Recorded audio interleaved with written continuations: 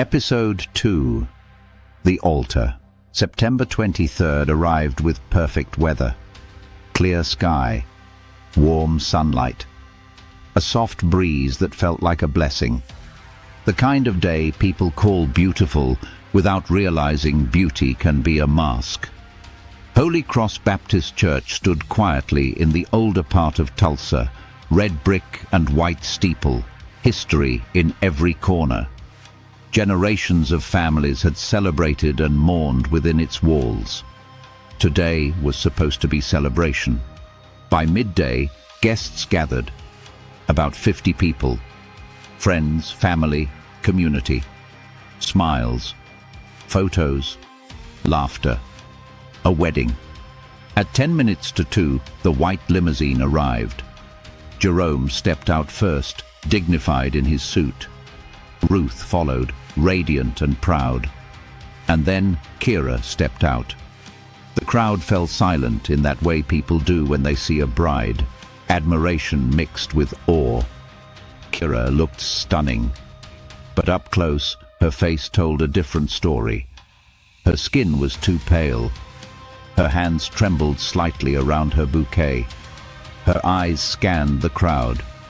Not for friends, not for family, for Evelyn. Tiana stayed close, whispering encouragement like a lifeline. "You're okay," she murmured. "You're okay."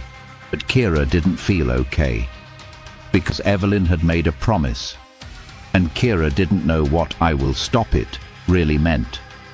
Then the black SUV arrived. Darius stepped out, tall, confident, smiling. He saw Kira, and his expression softened into pure love. He crossed the space quickly and took her hands. "You're incredible," he whispered. "I can't believe this is real." Kira nearly broke right there. She pressed her forehead to his shoulder, clinging to the only thing that felt safe. "Just stay close," she whispered. "Always," Darius promised. And the guests smiled again. Relief. Hope. The story correcting itself. Until the next door opened. Evelyn Collins stepped out. Slowly. Like every step carried weight. Her face was pale, her expression fixed, her eyes sharp with purpose. Darius turned. "Mom," he called, trying to sound cheerful. "Come see Kira." Evelyn didn't smile. She stopped a few steps away. The laughter faded. The air tightened. The guests felt it immediately. Something was wrong. Evelyn's voice rang out, clear enough for everyone to hear. "I need to speak," she said. "Right now." Darius frowned. "Mom, the ceremony." "There won't be a ceremony," Evelyn snapped. Gasps rippled through the crowd. Ruth stepped forward, shaken. "Evelyn, please, not here."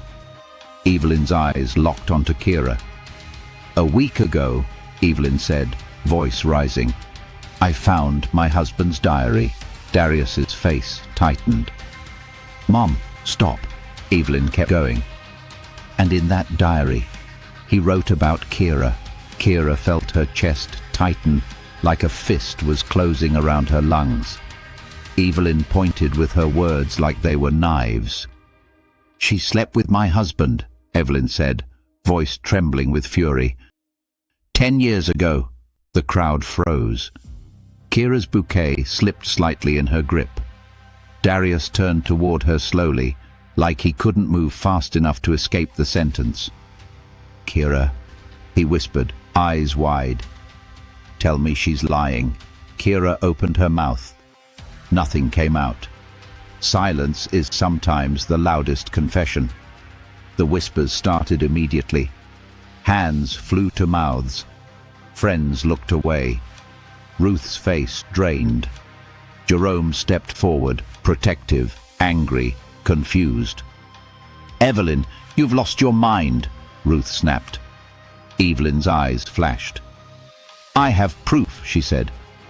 "I'm done being silent." Darius stepped between them, voice strained. "Enough!" He turned to his mother, furious and wounded. "You don't do this here," he said. "Not today, not like this." Then he turned to Kira. "We're going inside," he said quietly. "Whatever this is, we handle it later."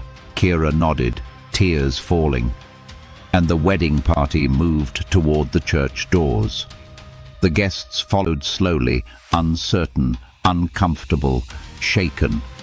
Evelyn remained on the steps for a moment, alone. Her jaw clenched. Her eyes watched them disappear inside, and then she moved. She climbed the steps, her expression cold and fixed. Inside the church, everything looked peaceful.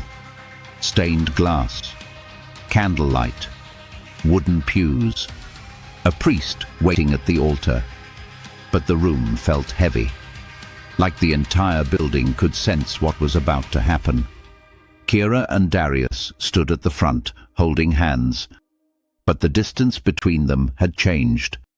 Their fingers were linked, but their trust was trembling.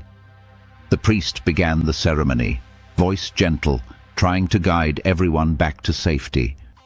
But Kira could feel Evelyn's gaze from the front row, unblinking, hard, loaded with something final. When the priest asked Darius if he would take Kira as his wife, Darius answered firmly, "I do," and for a brief second, hope returned. Then the priest turned to Kira. Kira's voice trembled, but she answered, "I do." The priest nodded, continuing. And then came the moment that always changes the air in a room. If anyone knows of a reason these two should not be joined, silence. A sharp breath. Then Evelyn stood. "I object." The word cracked through the church like lightning. Darius exhaled like someone losing a battle. "Mom," he whispered, exhausted. "Please." But Evelyn was already moving. She walked quickly down the aisle, clutching her handbag like it was an anchor. Guests stood. People murmured. Someone moved as if to stop her, but she reached the front. Evelyn's voice rose, trembling with fury and grief. "This wedding should not happen." Darius stepped forward, hands raised. "Mom, stop. This is enough." Evelyn ignored him.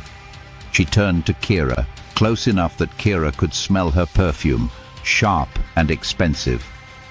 "Tell them," Evelyn demanded. "Tell them what you did." Kira's breath shook. Her eyes filled. She looked at Darius, his face shattered, his mind trying to protect itself from the truth. Then she looked at her parents, broken. And Kira whispered, "It's true." The church went still. Darius recoiled like the words physically hit him. Evelyn's expression twisted, pain and victory mixing into something frightening. "Say it louder," Evelyn demanded. "So everyone hears." Kira squeezed her eyes shut. "It happened," she said, voice cracking. "It was a mistake. I regretted it. I ended it. I tried to move on." Darius stared at her, devastated. "Kira," he whispered again, like he didn't recognize the woman he loved. Evelyn's breathing grew rough. Her hands shook. And then everything happened too fast. In the chaos, people shouted. Someone moved forward. A scream rose. And at the front of the church, right near the altar, Kira suddenly stumbled, collapsing as voices exploded around her. The priest shouted for someone to call 911.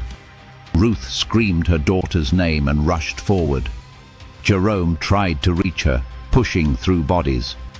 Tiana dropped to the floor beside Kira, trembling. Darius stood frozen for a heartbeat too long, as if his brain refused to accept what his eyes were seeing. And Evelyn stood there, breathing hard, staring at the shattered moment like it was the only ending she could accept. The church erupted into panic. Guests fled toward the doors. Some cried. Some prayed. Some stood frozen, unable to process what they'd witnessed. Sirens approached. Footsteps thundered. And in the middle of it all, Darius finally dropped to his knees beside Kira, his hands shaking as he tried to hold on to something that was already slipping away. When police rushed in, Evelyn did not run. She didn't resist. She simply stood, expression eerily calm, and whispered words that chilled everyone who heard them. Now. It's done. That day, September 23rd, in Holy Cross Baptist Church in Tulsa, Oklahoma, a bride died at the altar, in front of 50 guests. And the person responsible was the groom's own mother. Not a stranger, not a masked attacker, not someone from the shadows, but a woman who believed she was delivering justice in the most unforgivable way possible. And afterward, when the shock faded, only one question remained for everyone who survived that day. Was it revenge, or was it madness dressed up as revenge?